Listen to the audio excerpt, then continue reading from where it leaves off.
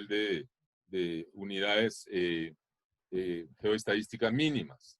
Entonces, estamos justamente partiendo de este paradigma, digamos, de construcción social del riesgo que justamente trata de analizar el rol de cómo se construye, se configura el riesgo en el espacio, esa combinación de amenazas físicas con elementos expuestos de la sociedad y niveles de vulnerabilidad.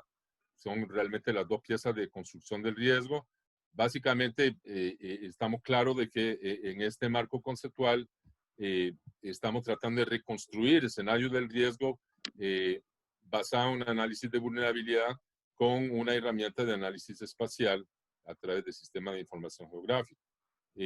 Permite también identificar aquellos procesos o esos factores subyacentes del riesgo que van a ser importantes de cara a la gestión del riesgo ante amenazas climáticas actuales, pero también de cara a la adaptación ante amenazas climáticas futuras, ¿verdad? Algunas otras citas de Whitman y Timberlake que tratan de lo primero realmente en vincular la vulnerabilidad humana también con la degradación ambiental, el efecto que tiene prácticas de construcción de ciudades, de desarrollo urbano, pero también prácticas agrícolas y otras prácticas que generan un efecto amplificador de las amenazas hidrometeorológicas, sobre todo en materia de deslizamientos, inundaciones y aludes y otros problemas, y obviamente el impacto que tiene en poblaciones que crecen y que se tienden a concentrar espacialmente. Entonces, para resumir, tenemos ese a la izquierda, el esquema clásico desde la construcción social del riesgo, que es esa combinación de amenaza multiplicada por vulnerabilidad que genera escenarios de riesgo, esa probabilidad de consecuencias perjudiciales como resultado de interacciones entre amenazas naturales o antropogénicas y las condiciones de vulnerabilidad de una comunidad, un sistema, un bien. Supone desde luego un grado de exposición a esa amenaza de esos elementos vulnerables de la sociedad. Y ahí es donde entramos justamente en una de las innovaciones de este proyecto que trata de agregar una dimensión geográfica al análisis de la exposición de elementos vulnerables en la sociedad a amenazas hidrometeorológicas. Y eso es donde entramos. Y a la derecha ustedes pueden ver el esquema utilizado en el último informe del panel intergubernamental sobre cambio climático, que trata de resumir un poco esa relación entre peligros naturales, es decir, amenazas naturales, vulnerabilidad y exposición. Ahí sí incluye la variable exposición como una variable muy importante, porque podemos tener elementos vulnerables, pero si no están en un lugar peligroso, en un lugar expuesto a un impacto, pues obviamente tiene un riesgo menor. Entonces, y al contrario, y eso es un poco lo que van a ver en las presentaciones de los estudios de caso, al combinar vulnerabilidad, amenaza con exposición, tenemos pues un mapa un poco más preciso de que por dónde pueden haber poblaciones expuestas y vulnerables a amenazas climáticas actuales y futuras. Entonces tenemos en este marco teórico de la construcción social de riesgo, pues muchas causas de fondo que pueden generar condiciones de riesgo. Y ahí estamos hablando de riesgo sistémico, que tiene que ver con cómo el sistema económico imperante, las ideologías, los sistemas políticos, las estructuras de control sobre los recursos, la forma en que se genera la concentración sobre la tierra y otros medios de producción, genera efectivamente presiones dinámicas. Muchas de las dinámicas de cambio de uso de la tierra en nuestro país se deben a diferentes mecanismos y fuerzas económicas y que generan también toda una serie de manifestaciones. Por ejemplo, la frontera urbana en la GAM sabemos que se ha triplicado en los últimos prácticamente 30 años en cuanto a superficie. Tenemos, digamos, a nivel mundial muchos ejemplos de otras presiones dinámicas que modifican esa relación entre vulnerabilidad exposición y riesgo. Y todo eso se suma a los dos, al esquema al final, a la derecha de la gráfica, que son condiciones inseguras, ¿verdad? Donde existen poblaciones que viven en condiciones precarias, en condiciones altamente vulnerables, que tienen problemas estructurales para no poderse proteger o poder elegir una vivienda de mejores condiciones o no poder vivir en un lugar más seguro. Entonces, esa incapacidad de actuar sobre su riesgo y su exposición es uno de los componentes de la vulnerabilidad muy importante y explica por qué tenemos efectivamente esos escenarios de riesgo que se conjugan entre condiciones inseguras y amenazas, en este caso geofísicas, hidrometeorológicas, pero también industriales y otros que puedan también generar escenarios de riesgo. Ese esquema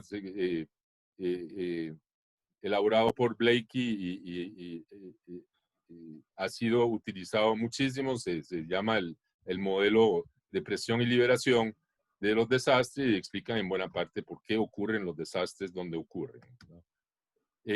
Otra cosa es justamente cómo se puede trasladar el riesgo largas distancias y entender que hay un territorio del impacto y un territorio de la causalidad que a veces se desconectan o son distantes. Bueno, el cambio climático es un buen ejemplo de que la causalidad del cambio climático tiene que ver con la geografía política de las emisiones y la economía política de las emisiones de gases de efecto invernadero, pero que tienen impactos diferenciados en todo el mundo. Hay países que emiten más que otros, pero hay países que van a sufrir más que otros los impactos del cambio climático. Y obviamente el riesgo se manifiesta ahí en espacios diferenciados, donde los factores causales de riesgo en este caso son desvinculados espacialmente o se dan, digamos, a distancia y no en la inmediatez de donde se da el impacto. Entonces eso, sobre todo de cara al cambio climático, es importante recordar ese principio acuñado por el doctor Alan Lavelle. Y luego tenemos dinámicas locales que sí son muy importantes entre amenazas de origen natural, amenazas de origen antrópico, ¿verdad?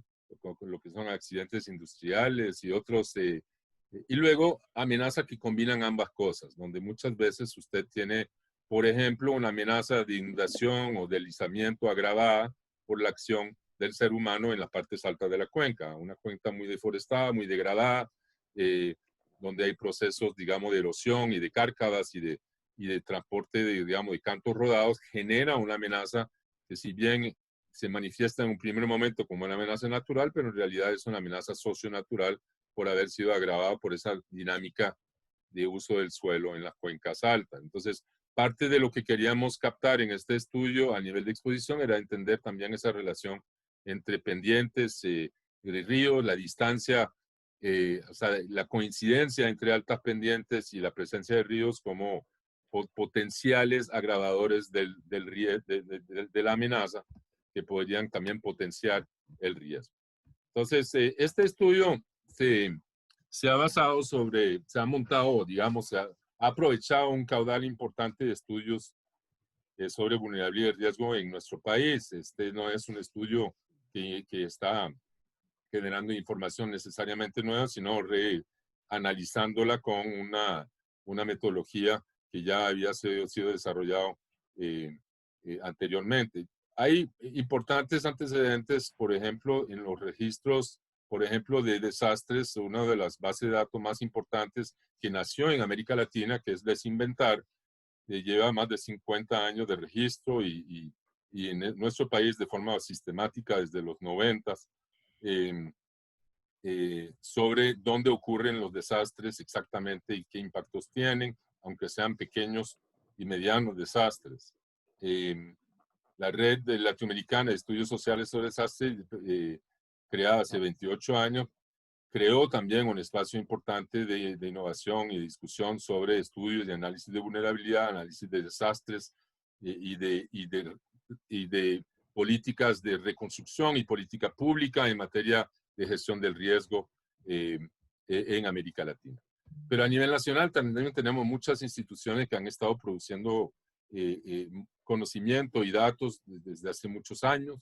empezando por pues, la Comisión Nacional de Emergencia, el Instituto Meteorológico Nacional y lo que se refiere obviamente a amenazas volcánicas y sísmicas, la UCICORRI y la Red Sismológica Nacional. Todos han permitido adelantar muchísimo el conocimiento de la territorialidad de la amenaza física y del riesgo. Es decir, hoy en día tenemos estadísticas bastante confiables y algunas de las amenazas son monitoreadas en forma sistemática, como la amenaza volcánica y sísmica, y obviamente tenemos también muchos registros climáticos que permiten efectivamente modelar parte de las cosas que hemos venido, que vamos a estudiar, es precisamente basada en registros de 30, 40 años de datos hidrometeorológicos en el país que permiten generar esos escenarios de amenaza diferenciada. Entre los estudios que sí hemos utilizado de más cerca ha sido un estudio dirigido por José Retana en el Instituto Meteorológico y publicado en el 2017, que planteaba un estudio, un análisis de riesgo a nivel cantonal para 4 cantones, Liberia, Carrillo, Matina y Talamanca, centrándose en un análisis de eventos hidrometeorológicos extremos, extremos secos, extremos lluviosos.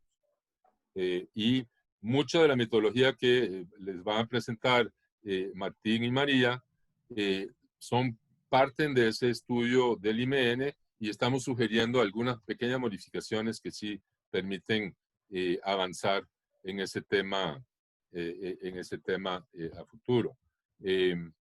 Desinventar es también una base que ya mencioné, una base de datos que en algunos países tiene más de 50 años de registros sobre desastre a nivel local, sobre pérdidas y daños a nivel local.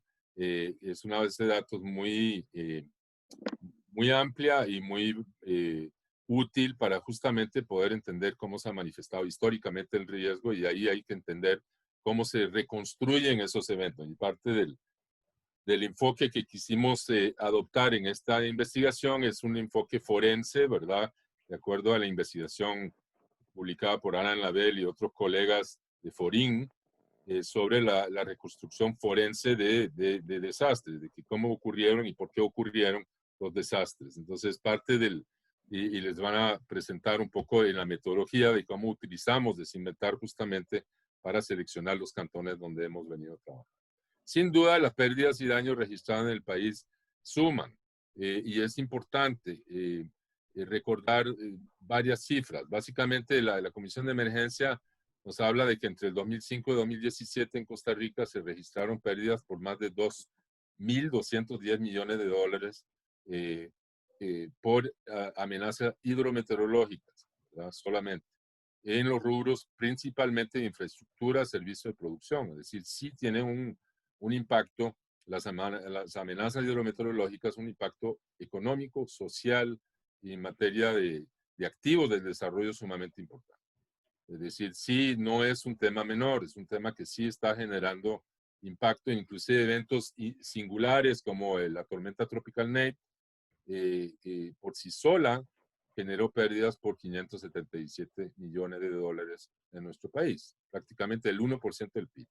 Entonces sí, estamos hablando de eventos que son importantes de comprender, tanto en su dimensión física, es decir, entender cómo se manifiesta la amenaza, dónde se manifiesta la amenaza, pero también cuáles son esos elementos vulnerables expuestos ante esas amenazas y de cómo se diferencian espacialmente. Y como van a ver con los resultados que les van a presentar Martín y María, eso se manifiesta en forma muy heterogénea en el territorio nacional. Entonces yo creo que los resultados a mí por lo menos me abren nuevas preguntas y nuevas interrogantes sobre por dónde deberíamos irnos dirigiendo en cuanto a la investigación científica sobre el tema justamente del análisis de la vulnerabilidad ante riesgos climáticos. Sin más, le voy a dar la palabra a Martín y a María. Yo creo que María va a empezar presentando cómo seleccionaron los datos. Entonces, nada más me dicen María y Martín, me avisan cuando cambiar de slide, porque aquí tengo el control de la presentación. Adelante, María.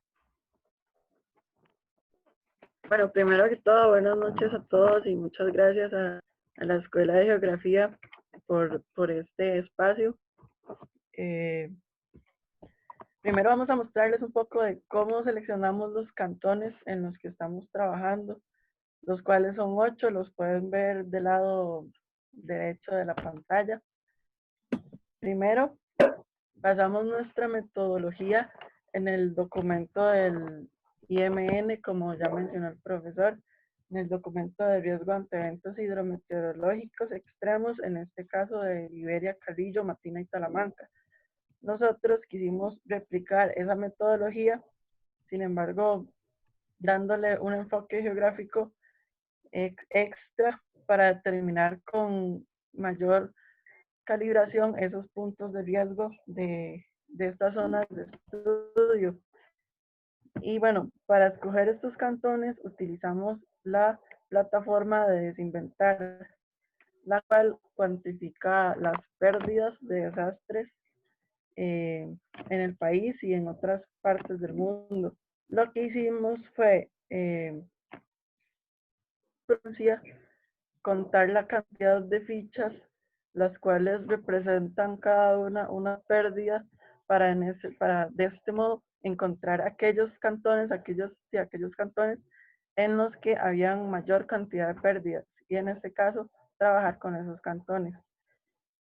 Haciendo este procedimiento, escogimos el cantón de Desamparados, el cantón de Alajuela, San José, Punta, Golfito y Cartago. Sin embargo, también quisimos utilizar otras fuentes primarias para seleccionar los últimos 2 cantones, por lo que utilizamos el Registro Histórico de Desastres de la Comisión Nacional de Emergencias. Y por medio de este documento eh, identificamos los cantones de Golfito y de Limón, que serían los, ya para tener los 8. Estamos trabajando 8 cantones, porque bueno, nuestro escenario está compuesto por 4 integrantes y cada uno estamos trabajando 2 cantones. Bueno, acá podemos ver una imagen de un mapa que se logra realizar con datos obtenidos de Desinventar. Es bastante detallado el nivel de datos que se pueden obtener de esta plataforma.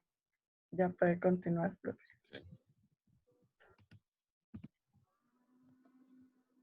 Bueno, buenas noches, igualmente, gracias a todos los presentes. Este es un esquema metodológico que está basado en el que se presentó el profesor anteriormente, en el cual se ilustra cuál va a ser o cómo vamos a entender el riesgo y cómo lo vamos a obtener. Básicamente se obtiene a partir de la fórmula que ya es conocida de vulnerabilidad por amenaza. Sin embargo, se va a contemplar o se contempla también un componente de capacidad que se refiere a qué tan preparado puede estar un cantón para mitigar o contrarrestar una emergencia.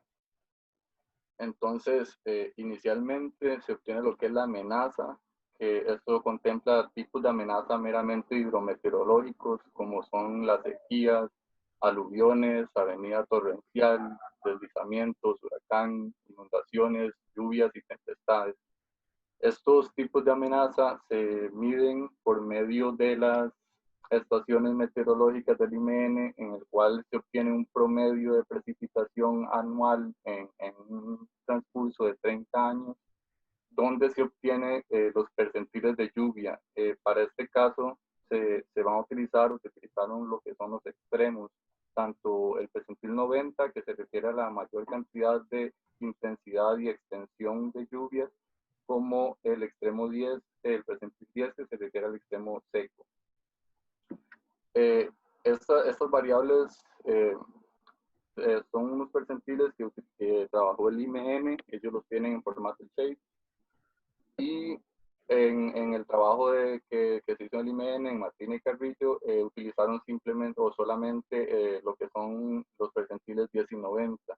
Sin embargo, nosotros consideramos importante que también en cuanto a la amenaza, involucrar ciertos aspectos geográficos, como lo son las pendientes y la cercanía de los ríos, así como la impermeabilidad del suelo, esto principalmente en zonas urbanas, donde se sabe que la permeabilidad del suelo tiene una gran importancia en la dinámica del agua y del flujo. También eso por parte de la amenaza. También se contempla lo que es la vulnerabilidad, que se mide por medio de lo que es el aspecto socioeconómico y el entorno. Con lo que tiene que ver con el aspecto socioeconómico, esto sí es información que se obtiene del Censo Nacional, del INEC.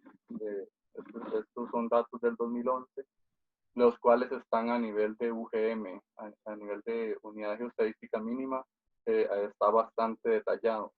Se contempla lo que es la pobreza, que tiene que ver con necesidades básicas insatisfechas, la población dependiente, que se refiere a la población de 0 a 14 años y mayores de 65 años en relación con la población económicamente activa, y las oportunidades de desarrollo, que tiene que ver con los medios de vida o la diversidad de fuentes de empleo. También se contempla lo que es el aspecto del entorno, que también tiende a incrementar la vulnerabilidad. Esta información se analiza no tanto a nivel de UGM, sino a nivel de distrito. Lo que es la accesibilidad, por ejemplo, la densidad de caminos.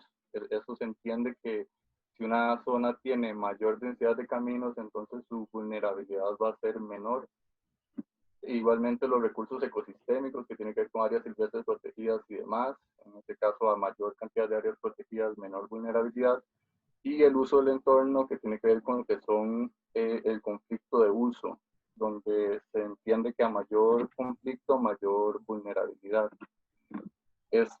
Todos estos datos se estudian, digamos, se utiliza una fórmula de normalización que está a la derecha, que es para que todos los datos se puedan relacionar unos con otros. Por ejemplo, van a haber algunos datos que van, digamos, de 3 a 815, y otros que pueden ir de 5 a 200 o así. Entonces, con esta fórmula de normalización, lo que se hace es que todos los datos quedan de 0 a 100. Entonces, en ese sentido, son comparables. Y lo que es normalización inversa, se refieren a algunos datos en el que, por ejemplo, como recursos ecosistémicos, que se entiende que a mayor cantidad de áreas silvestres protegidas, menor es la vulnerabilidad. Entonces, en este caso, 100 significaría, o sea, se utiliza la fórmula de normalización inversa para que 100 signifique mayor vulnerabilidad, que correspondería con las zonas que tienen menor zonas de áreas silvestres protegidas. Entonces, una vez teniendo lo que es los componentes de la amenaza y los componentes de la vulnerabilidad, se multiplican para obtener lo que es la exposición. Esto representaría en el mapa las zonas que están más expuestas ante un evento de mayor peligro. Para obtener un acercamiento más real a lo que es el riesgo, se contempla lo que es la capacidad, que tiene que ver con cercanía a albergues, cercanía a estaciones de la Cruz Roja o bomberos, y ya una vez combinando estas tres variables, estas tres capas, se obtiene al final lo que es el riesgo, obteniendo lo que son zonas de mayor riesgo y menor riesgo. Muy bien. Voy a pasar Entonces vamos a empezar con el estudio de caso de Cartago, donde la metodología que acaba de exponer Martín lo hemos aplicado al cantón de Cartago y de Punta Arenas, y hay 6 cantones más que hemos estudiado, pero todavía están en proceso de elaboración. Adelante, Y María. bueno, ajá, gracias. Para comenzar con los resultados preliminares, después de obtener, por decirlo así, algunos resultados ya más congruentes, se prosigue a realizar trabajo de campo para lo que es la corroboración de los datos que hemos obtenido, así como visitar estos lugares que se han mostrado como esos puntos calientes de mayor riesgo. En este caso realizamos en una primera gira en la provincia de Cartago. Bueno, también fuimos a Turrialba, pero en este caso, comentando sobre Cartago, visitamos, como se ve en la primera imagen, se muestra la zona de San Nicolás, el distrito de San Nicolás, más conocido como Taras de Cartago. En esta esta parte del asentamiento urbano de los diques de Cartago. Visitamos para corroborar estos datos que nos marcan índices de mayor vulnerabilidad, riesgo, al igual que otras zonas como Quebradilla, que es la que se muestra en la segunda imagen, que era característico por calles estrechas y altas pendientes. Igualmente vimos también al distrito de Corralillo, y esa fue como nuestra ruta del trabajo de campo para corroborar en un inicio resultados preliminares que hasta el momento hemos obtenido. Para continuar.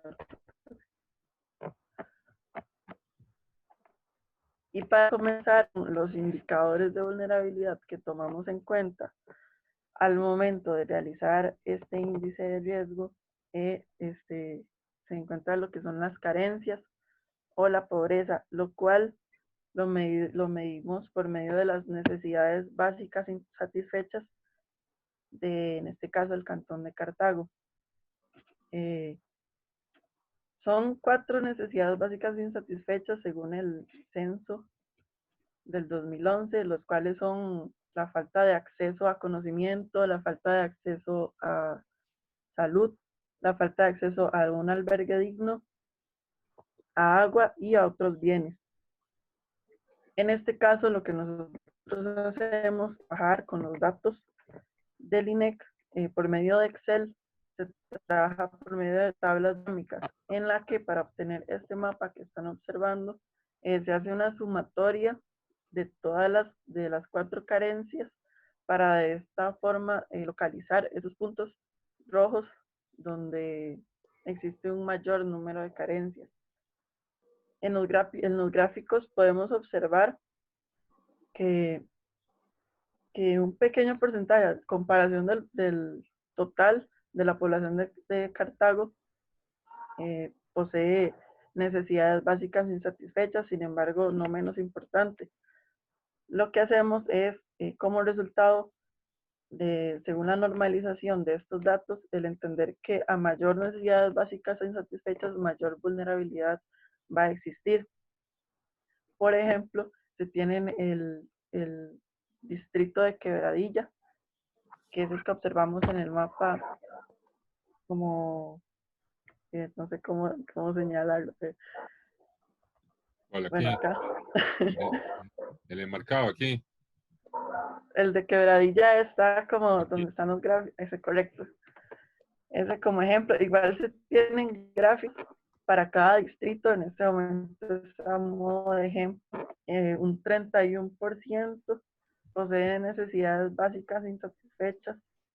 Y en el gráfico de abajo podemos ver lo que quiere decir ese 1, 2, 3, 4. Quiere decir que una UGM, porque importante, cada espacio se trabaja por UGM, cada variable se trabaja a nivel de unidad geoestadística mínima. Eso significa que esa cantidad de la población, 1.279 personas, ven solamente una carencia, y 11 personas poseen las 4 carencias que ya les he mencionado.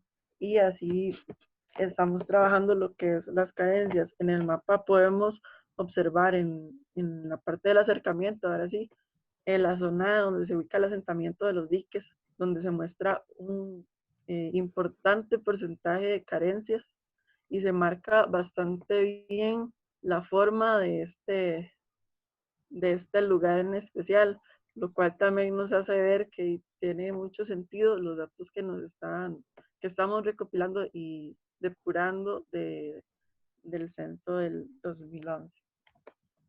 Puede continuar.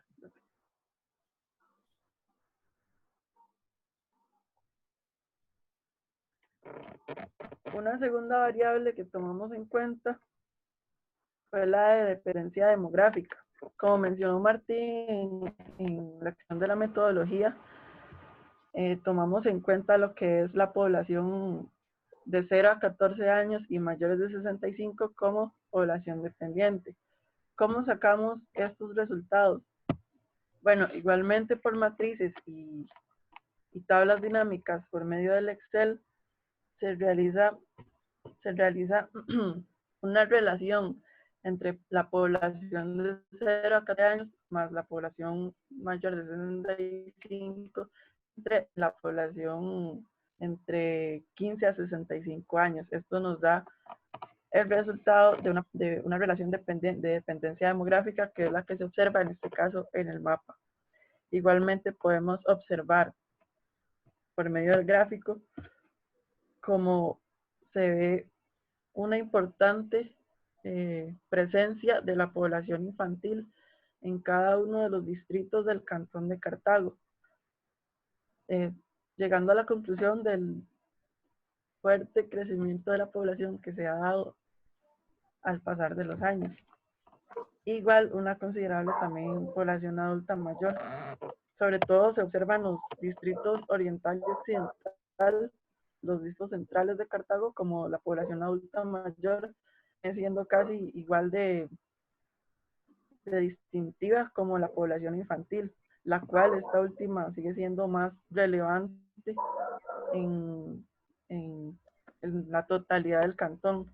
Igualmente podemos ver como en la parte hasta de los diques, en el acercamiento se muestra un alto crecimiento de la población, lo que también demuestra o identifica esta zona como una posible insegura o condición insegura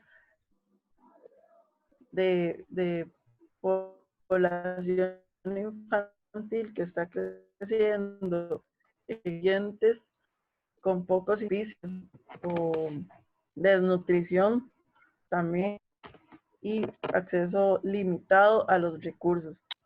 Y por eso también se considera la dependencia demográfica como un factor importante de vulnerabilidad, en donde a mayor dependencia demográfica, mayor vulnerabilidad. Podemos continuar.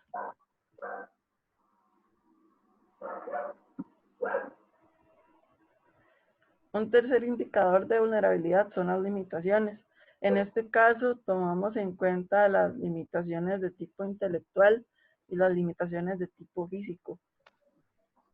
En las de tipo físico, tomamos en cuenta lo que son la capacidad poca o nula de visual, auditiva, habla, de uso de brazos o pies, e igualmente la limitación intelectual o mental, que igualmente por distrito, como bueno podemos observar en los gráficos de la derecha, se realizan por medio de la recopilación de datos, la cantidad de población con limitaciones y cada una de estas limitaciones por distrito. En este caso se observa como ejemplo, a manera de ejemplo, el distrito de Oriental, el cual 11% de su población posee limitaciones. A comparación con todos los demás distritos, este era uno de los que poseía más alto porcentaje de limitaciones. Lo quiere decir que tal vez no sea el porcentaje más alto el indicador más importante, pero sin embargo, una población que ante una amenaza tiene menos capacidad de recuperación y de acceso a recursos, y por lo tanto es de importancia tomar en cuenta en un estudio sobre riesgo.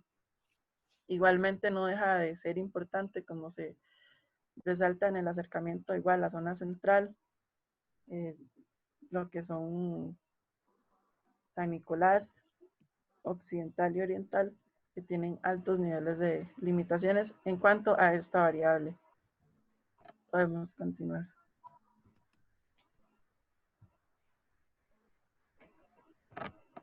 Bueno, acá observamos dos mapas. El primero es de desempleo y el segundo es de medios de vida.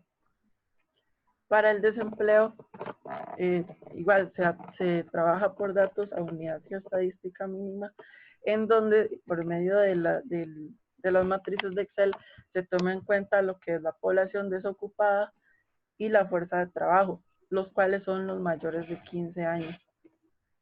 Y esto nos da como resultado la relación de estos dos factores, nos dan como resultado un desempleo abierto, lo cual es lo que se muestra en este mapa. Se muestran bajos índices de desempleo. Sin embargo, en la zona de Llano Grande podemos ver como el más alto nivel de desempleo, de vulnerabilidad por medio de esta variable, tal vez tomando en cuenta por ser una zona que no tiene tantos medios de vida o recursos de subsistencia como diversidad a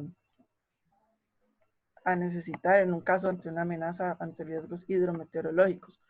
Por otra parte, se tiene el mapa de medios de vida, lo cual es muy curioso al tomar en cuenta en que en la parte central de Cartago se muestra una mayor diversidad de oportunidades de subsistencia o de medios de vida a comparación con las zonas aledañas al centro.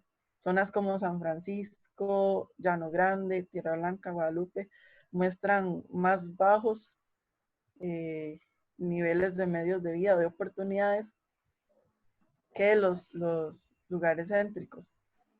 Es de importancia tomar en cuenta estas variables porque ante una amenaza, ante un desastre, ante un riesgo que se pueda presentar, habrán mayores oportunidades de recuperación de subsistencia en aquellos lugares donde hayan mayor cantidad de medios de vida. Y bueno, podemos deducir que distritos como Llano Grande pues no podrían tener gran variedad de medios de vida, perdón, u oportunidades como tal vez una zona central que tiene un promedio, según gráficos que realizamos, tiene un promedio de 13 actividades de vida. Y bueno, tomar en cuenta por medio de esto que la capacidad de todos estos indicadores, ya podemos ir siguiendo en la siguiente imagen.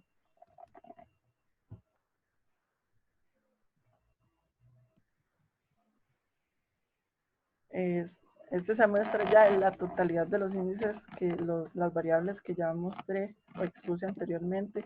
Este sería el índice de vulnerabilidad ante eventos hidrometeorológicos del Cantón de Cartago. Y lo que terminaba de decir anteriormente es que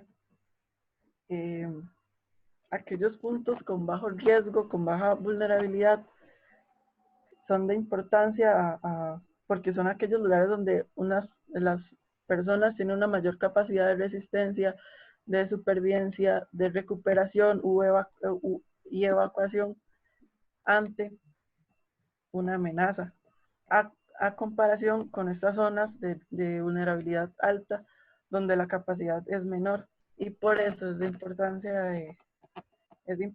cada uno de estas variables. En este mapa de vulnerabilidad que están observando, que ya es como la unión de todas las variables que he mencionado, también se toman en cuenta unas variables de entorno, que en este caso sería el acceso a carreteras, la presencia de áreas silvestres protegidas y el conflicto de uso de suelos, en donde a mayor presencia de estos, menor vulnerabilidad va a existir. En la parte derecha se muestran algunos gráficos donde se muestran el perfil de vulnerabilidad socioeconómico, en este caso del Cantón de Cartago en general, donde se muestra un alto porcentaje de necesidades básicas insatisfechas, que es tal vez el que en un final dado fue el que más peso tuvo. Las necesidades básicas insatisfechas, como pueden observar, principalmente en los cantones, en los distritos, perdón, de Quebradilla o esta parte de San Nicolás, de Taras de Cartago, los 10, un poco en Llano Grande, se muestran, son como las zonas de mayor vulnerabilidad. Igualmente, se obtiene un alto crecimiento de la población, una alta presencia de población dependiente de 0 a 14 años, igual las limitaciones y el desempleo son de infancia. En el segundo gráfico, acá es donde ya se toma en cuenta lo que son, que mencioné anteriormente, las variables de entorno, en donde se tiene como de gran importancia o de mayor porcentaje de vulnerabilidad el acceso a carreteras y las áreas silvestres protegidas. En cuanto a oportunidades, vendría teniendo el menor porcentaje de vulnerabilidad en este caso, tomando en cuenta, como mencioné antes, la diversidad de medios de vida que se presentan en zonas céntricas, principalmente del cantón de Cartago. A modo de ejemplo, para que se vea que tiene mucho sentido los resultados que se están obteniendo, está acá el gráfico del distrito de San Nicolás, donde se muestra un alto porcentaje o la variable con mayor porcentaje de vulnerabilidad se presenta bueno, podemos observar acá en el mapa, se presenta un alto porcentaje de vulnerabilidad que se ve claramente en esta zona de los diques. Y ahí cuando nos damos cuenta que nuestros resultados van yendo de acuerdo a la metodología utilizada por el Instituto Meteorológico Nacional. Esto en cuanto a las variables de vulnerabilidad. Ya para continuar, en la siguiente diapositiva. Comenzamos con las variables de amenaza. Igualmente, el IMN en su documento como amenaza utilizó solamente lo que son los percentiles seco y lluvioso. Por lo que también replicamos esta parte de la metodología utilizando los percentiles que nos facilitaron y obtuvimos los siguientes mapas.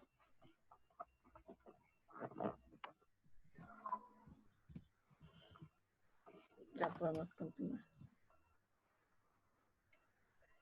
Obtuvimos por medio del percentil seco el índice de riesgo seco ante eventos hidrometeorológicos del cantón de Cartago, donde se muestran aquellas partes de bajo, medio bajo a alto con mayor riesgo seco ante eventos hidrometeorológicos, utilizando los percentiles dados por MN, al igual que ya también es como una relación con variables de vulnerabilidad. Entonces estaríamos mezclando lo que son las zonas vulnerables con aquellas zonas de mayores precipitaciones o mayores niveles de sequía. En este caso se muestra un alto nivel de riesgo seco. Bueno, igualmente el lluvioso en los cantones de Quebradilla y Llano Grande. Que es lo que nos vamos obteniendo de acuerdo a esta metodología. Igualmente bajos niveles de riesgo en distritos como Guadalupe y San Nicolás. A este punto trabajamos con la metodología del IMN. A partir de acá, ya lo que va a seguir exponiendo mi compañero Martín, ya se trabaja con el enfoque extra que nosotros quisimos darle para una mayor precisión en cuanto a los resultados de riesgo y de exposición en nuestra investigación. ¿Puede volverse un toque, por favor? Sí, claro. Gracias, María. ¿Más? Sí, no, esa, en esa. Esta. No, en el curioso. Digamos, este es el mapa que se obtiene siguiendo la metodología de IMN. Como se ve, sí sirve para diferenciar por lo menos cuáles son los distritos que tienen mayor riesgo y cuáles tienen menor riesgo. Pero lo que nosotros notamos en un inicio es de que, por ejemplo, las zonas de mayor riesgo, menor riesgo son muy amplias, a pesar de que se tiene información de la parte social, de la parte de vulnerabilidad a una escala bastante grande. El hecho de tener un indicador de amenaza a una escala tan amplia, que cubre áreas tan amplias, hace que el riesgo al final se amplíe. Entonces nosotros lo que queríamos era tal vez dentro de estas zonas encontrar cuáles son las zonas prioritarias de riesgo. Entonces para eso fue que se consideró utilizar el mapa de pendientes, que es el que sigue a continuación. El mapa de pendientes que se hace en ArcGIS con un DEN, y también un mapa de cercanía de ríos que se hace con un buffer de 100 metros. Al inicio se iba a utilizar una menor cantidad de metros a partir del río, pero se vio que a nivel del mapa, al ampliarlo, como que se perdía resolución, entonces mejor se decidió dejar en un solo buffer de 100 metros. Entonces, al combinar lo que son pendientes, las buffers de cercanía de ríos y los percentiles lluviosos, se obtiene un mapa de amenaza, que al combinarlo con el mapa de vulnerabilidad que se obtuvo anteriormente, ya se obtiene un mapa de exposición, que es el que se está ilustrando ahorita, en el cual se observa que igualmente coincide que las zonas de mayor riesgo son Llano Grande y Quebradilla. Sin embargo, aquí sí se visualiza dentro de esta gran zona que anteriormente abarcaba casi todo el distrito, ahora sí se evidencia dentro de esta zona cuáles son las zonas de mayor exposición o incluso de exposición alta, media o hasta baja. Se encuentran zonas de exposición baja dentro de una región que antes era toda de riesgo. Sucede lo mismo también a lo inverso en las zonas que antes aparecían con poco riesgo, como San Nicolás y Guadalupe, que antes aparecía con un riesgo bajo, como si no estuviese, pero al agregar estas variables se ve que en cuanto a lo que son cercanía de ríos o pendientes ya alcanzan niveles medio o incluso medio alto.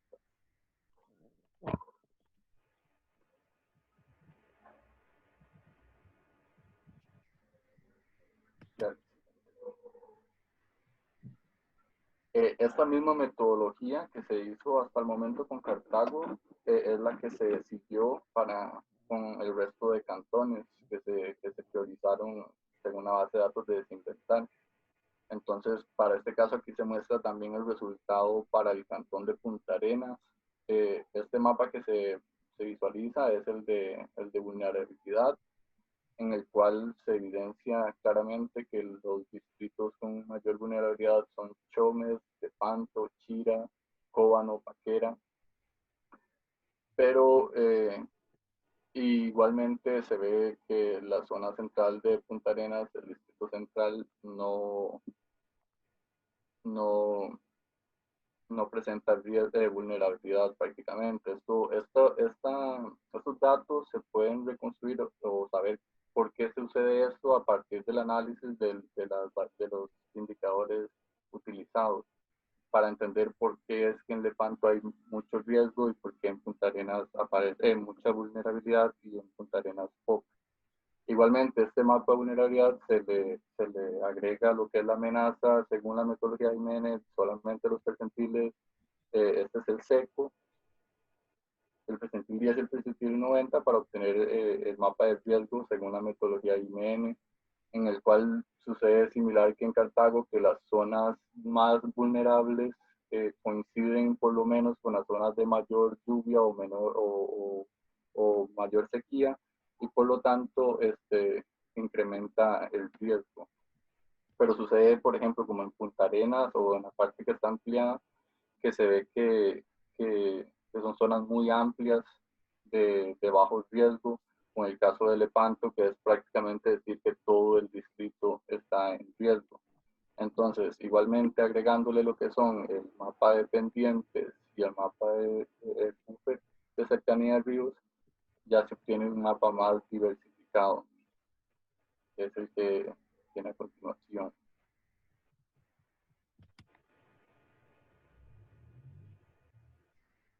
Y ahí ya se puede evidenciar, por ejemplo, como en Punta Arenas, que antes no tenía riesgo, al ponerle cercanía al río, ya se ven zonas de riesgo medio o medio alto, como en Barranca. También la diversificación dentro del Lepanto, que igualmente aparecen zonas que incluso tienen riesgo bajo y zonas muy puntuales de donde coinciden altas pendientes y cercanías ríos con todas las demás variables indicadores que hacen que esté en riesgo alto. Aquí algo importante mencionar es que se están contemplando nada más como eventos hidrometeorológicos lo que son las pendientes, el buffer y los percentiles. Sin embargo, esto provoca, digamos, de que, por ejemplo, Punta Arenas, el Distrito Central, aparezca con un riesgo bajo cuando es conocido que es una zona propensa a inundación. Aquí no se ilustra eso porque no se le ha integrado lo que es la capa de zonas de inundación o de influencia oceanográfica. Entonces, es como que se necesita o es necesario ese tipo de información. Y que si se agregase probablemente cambiaría o se tendría un mapa de riesgo más cercano a la realidad. Muy bien, muchas gracias María, muchas gracias Martín por compartir esos resultados preliminares.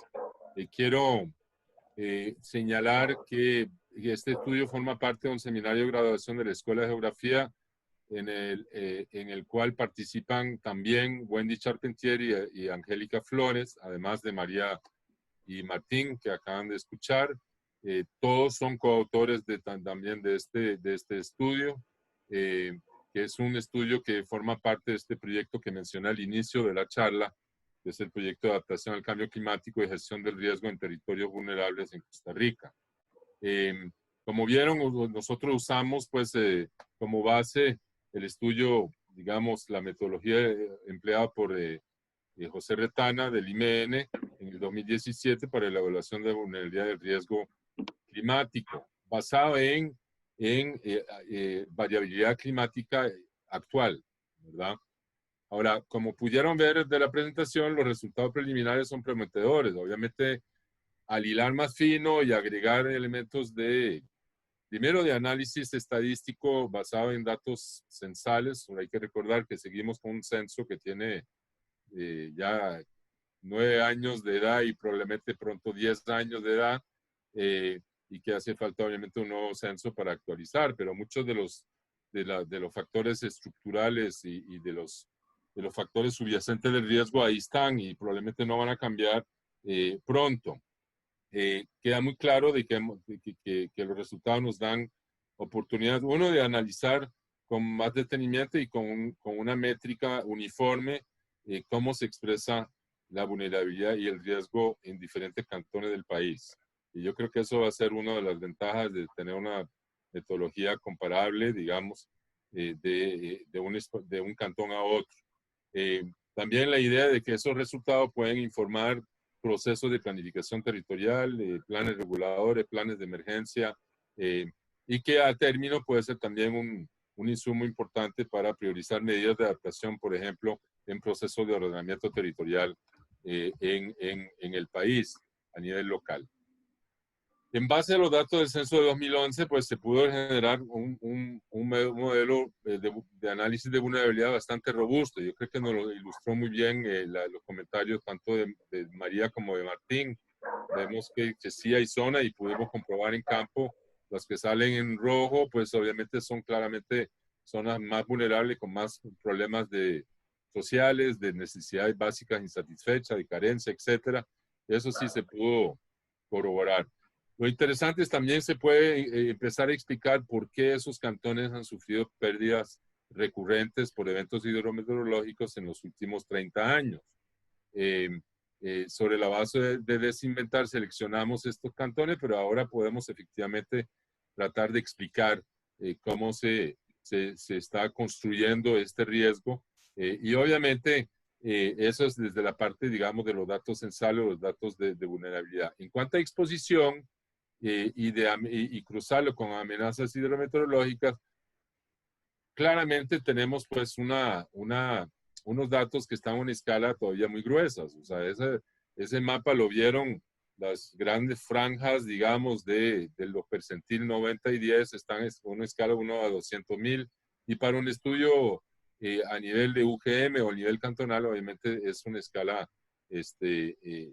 muy gruesa y muy poca, y necesitamos datos con mayor resolución espacial y ojalá modelos climáticos y geomorfológicos predictivos con mayor resolución espacial también para poder afinar este análisis. Yo creo que es parte de las lecciones y de las conclusiones que queríamos compartir con ustedes. A la metodología propuesta por Retana se le agregaron esos aspectos de exposición, amenazas hidrometeorológicas, y eso genera, como bien indicaron María y Martín, pues un mapa más heterogéneo, ¿verdad? Donde uno puede diferenciar espacios más precisos y priorizar así las acciones también en un plan regulador o un plan de emergencia y de gestión del riesgo a nivel cantonal. Es decir, ya tenemos una idea de dónde le chima el zapato al cantón y cuáles son algunas de las zonas prioritarias donde deberíamos estar poniéndole más atención.